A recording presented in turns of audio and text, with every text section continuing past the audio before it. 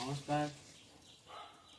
আমি বলেছিলাম সবাইকে তৃতীয় সোমবার তারকেশ্বর বাবার মন্দিরে জল ঢালতে যাব।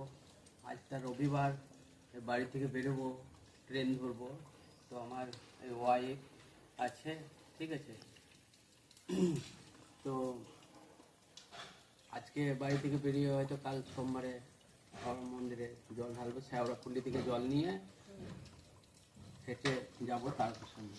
তো তোমরা কে কে যাবে দাদা ভাইয়ের সঙ্গে অবশ্যই চলে এসো। আর তোমরা হার হার মহাদেবের কাছে প্রার্থনা করো তোমাদের দাদা ভাই যেন সুস্থভাবে যেতে পারে আর সুস্থভাবে আসতে পারে, আর ভোলে বাবার মাথায় যেন জলটা ঠিক মতো ঢালতে পারে। তো গাইস, তোমরা আমাদেরকে এত ভালোবাসা দিচ্ছ, তো তোমরা জিজ্ঞেস করবে নিশ্চয়, দিদি ভাই তুমি কেন যাচ্ছ না? আমি যাচ্ছি না, একটু অসুবিধা আছে।